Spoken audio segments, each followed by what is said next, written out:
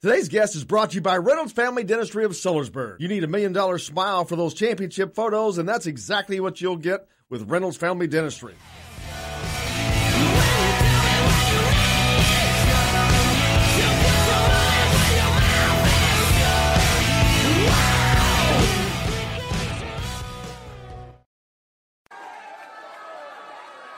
I feel like I'm making the right decision, not for me, but for my family in the long run. This commitment not really just for me, it's for the people that's gonna come after me. I'm trying just to start a pipeline from here to IU.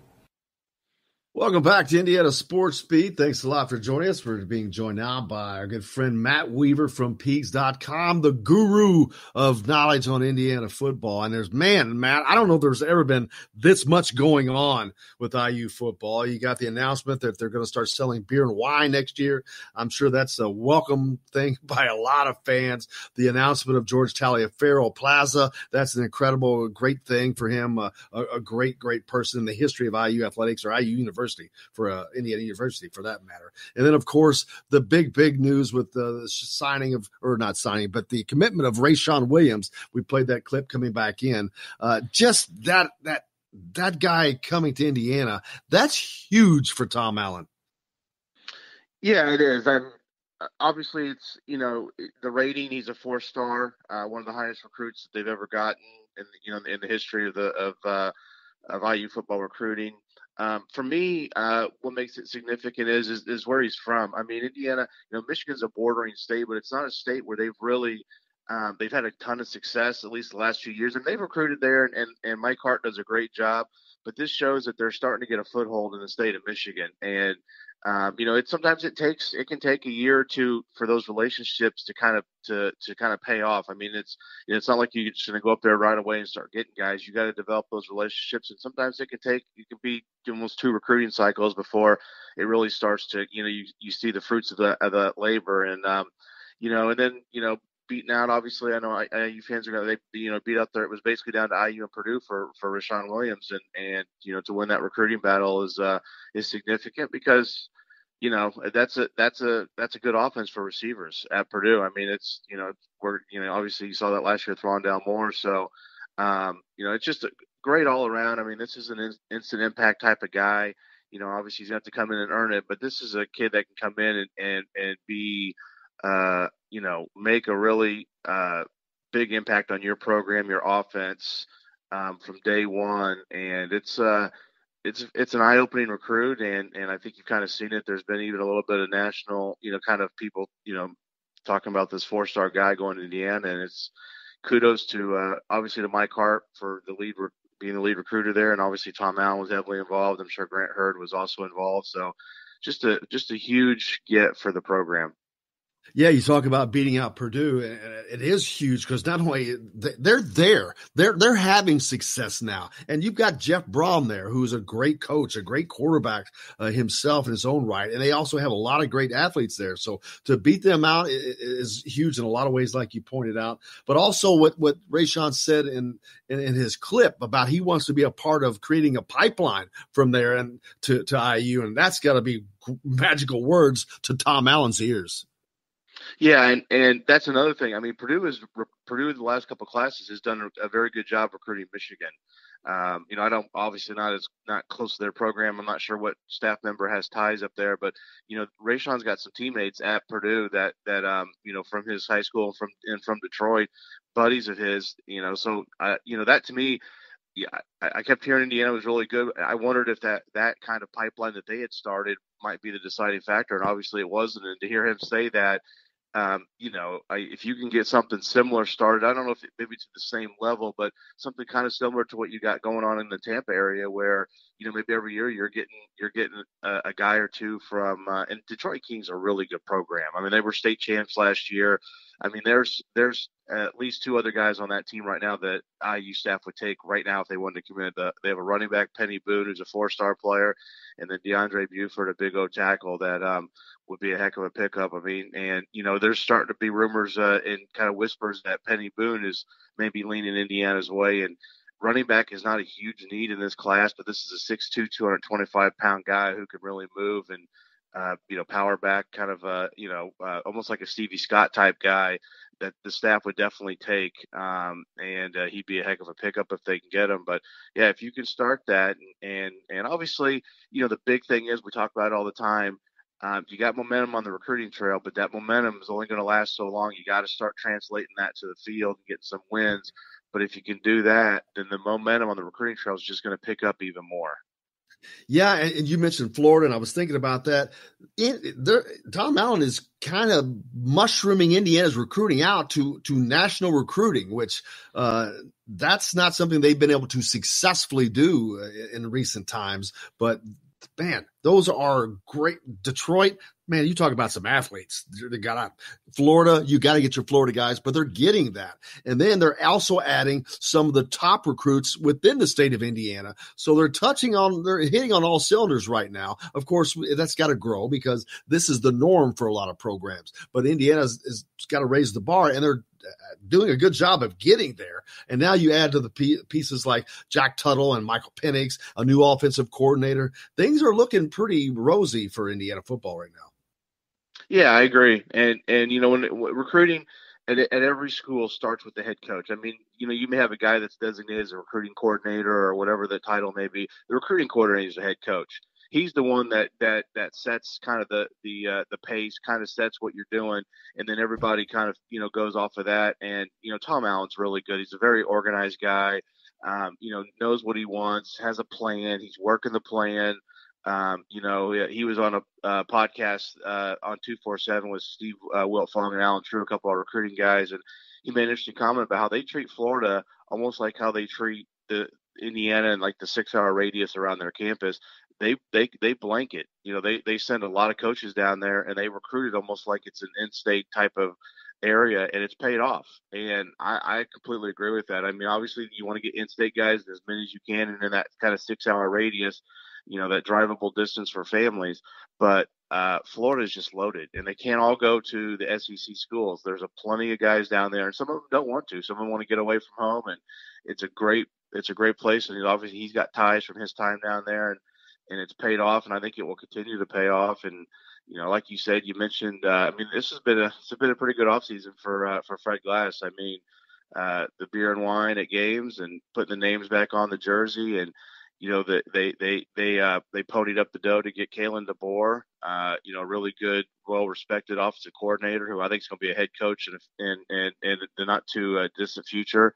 So it's knock on wood, it keeps up. But it's been a good offseason so far for Indiana football, which has been a change because a lot of times in the offseason we've had some kind of maybe negative type news. So hopefully this keeps up, and it's just nothing but positive from here on out. Talking with Matt Weaver, a friend from Peaks.com. If you want to know anything about Indiana football, that's probably where you need to go first. He's going to be on it. And talking about translating this into wins, they're getting all these great pieces, but people have to be asking that they're not around Tom Allen, and if they're not around this staff, they've got to be asking, how in the hell are they doing this coming off of back-to-back 5 and 7 seasons at a program that has virtually no football tradition, so to speak of, but yet they are recruiting. They're starting to bump heads with the bigger programs. And it's got to be a wonder to people if they don't know Tom Allen, if they haven't met him. But even if you have, that's still a phenomenal job to get some of these guys. And you're like, wow, what a heck of a job that is. So how can you explain to the people who may not be aware of that, how someone who can do that off of back-to-back 5 seasons, and yet you're landing these great recruits?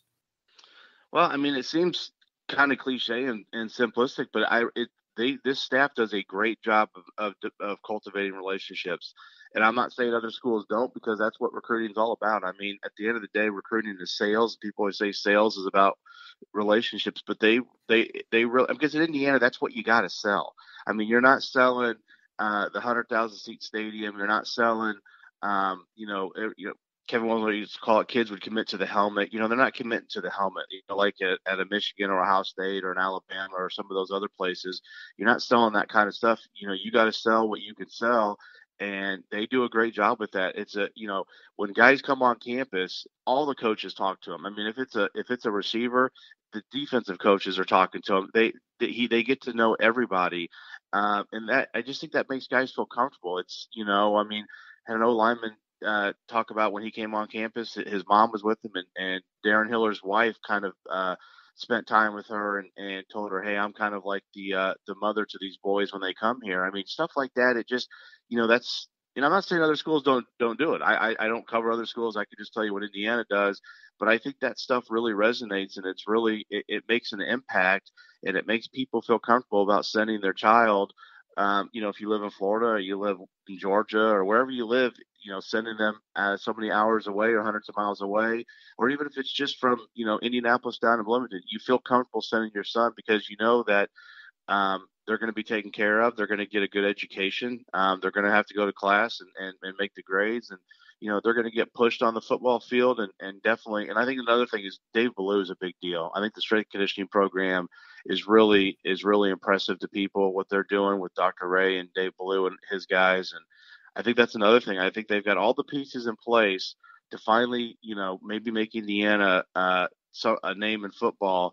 But like I said, it's at some point you do have to start getting the wins. They're awful close, but now you got to start some of those games last year and the year before that. You're a play or two away. You got to make those plays now, and you got to go from that 5-win season to get into that 6, 7, 8-win season. Yeah, maybe they can take some of that beer money and give Tom Allen a raise because he certainly deserves it, being the lowest paid head coach in the Big Ten. He certainly earned it, I think.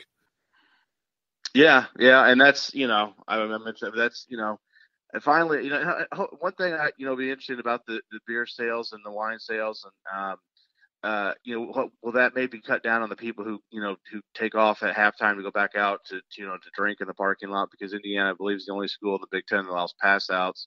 That's one policy I wish they would change, but it is what it is.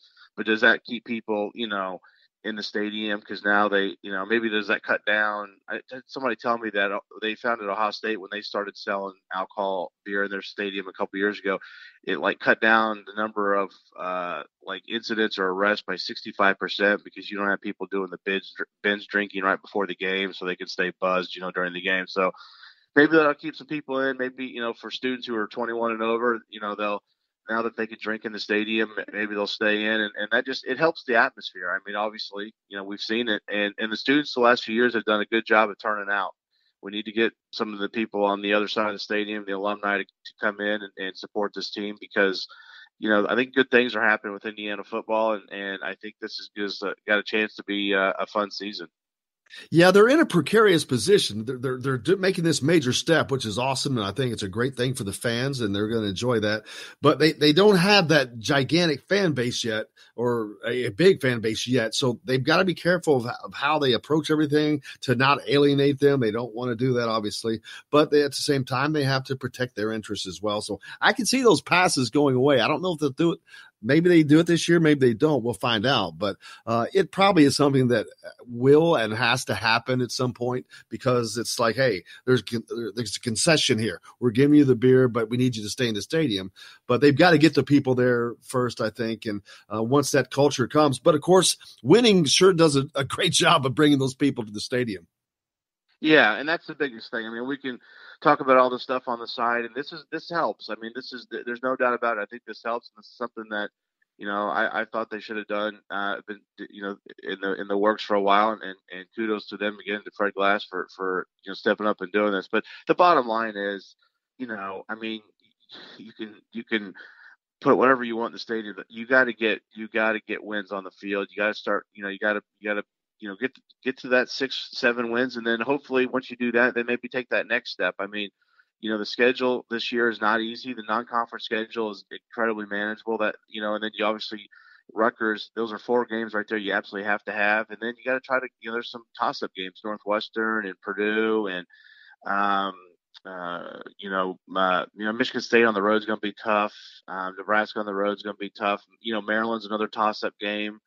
So you got some games in there, but you got to get those 4 and then try to find two other wins, and hopefully you're not 5 and 6 going into that bucket game, because I think you can beat Purdue, but there seems to be a little bit of kind of psychological thing going on right now, and so you like to get to that 6, 7 wins before that, and then maybe it makes a little bit more relaxed going into that game. Obviously, there's a lot of stress and tension and hype on that game, but they seem to the last couple of years, Indiana's obviously come out flat, not played well either time against Purdue when all the marbles have been on the table, so to speak.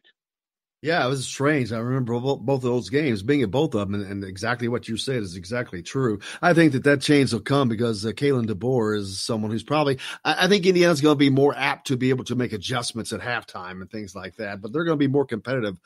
They've got a lot better parts, pieces in place to help them with that. And speaking of parts and pieces, what's the next big thing that could come down the pike for Indiana?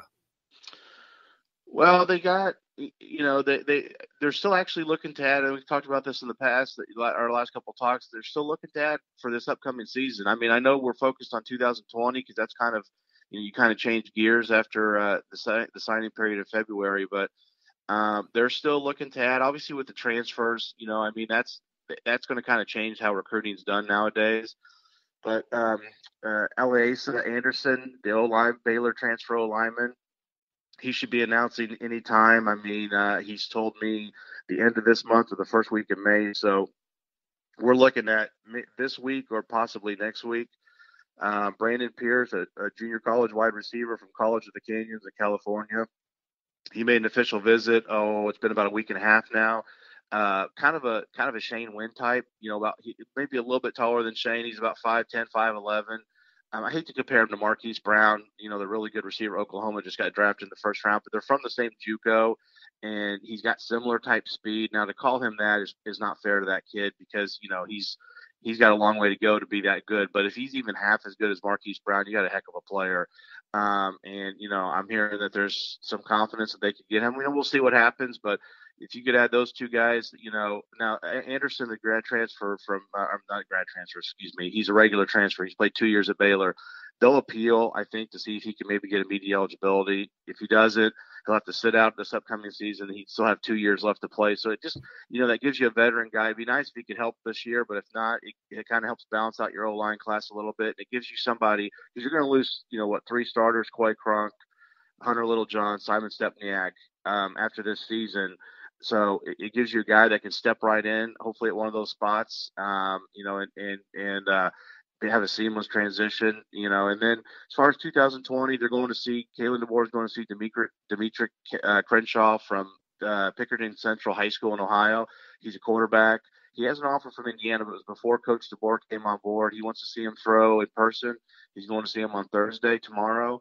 I believe it's tomorrow, and to go see him throw and see if he likes him. And he's a guy that I think if they decide they want to take him, I think they got a really good shot to get him. So those are kind of right now the upcoming guys. I'm not sure of any other imminent commitments, but you never know. Kids can tell you they're going to commit in June and then they change their mind, or they're going to commit now and they wait. It just, you just don't know. They teenagers change their mind like people change their socks. So you're just kind of at the mercy of their decision making. Nobody covers Indiana football better than Matt Weaver, and you can find him at Peaks.com. Matt, thank you so much, sir. I appreciate it, man. Great as always. I hope you have a great day. You too, guys. Take care. Thank you. Matt Weaver from Peaks.com joining us there. And, man, he does an outstanding job covering the Hoosiers. We're so grateful that he's a part of the program. But lots of great things about Indiana football, man. It's a high time for Tom Allen and staff right now as they are heading towards their third season. Hopefully they can start to get things translating over into wins because they are doing a bang-up job recruiting. Hit us up on the text line if you'd like. We've got Jerry Meyer from 247 Sports, the national director of 247 Sports, coming up next. I think Tim hit us up on a text. He said, if we can get Leal and Galloway in 2020 with Brunk, we could almost have 5 Indiana guys on the floor at the same time. Yeah, that would be cool, but I'd rather see 5 the best players on the floor. But absolutely, having those Indiana players is important. Everybody we talk to that comes on, whether it's Tom Coverdale or Todd Leary, they say the same thing. So you're absolutely right about that, Tim. But hopefully they can just get the best players they can get to have the best team that they can have as well. But we've got a lot More coming back here. We got Jerry Meyer from 247 Sports, the national scouting director for 247. Stay tuned. We'll be back with that right after this.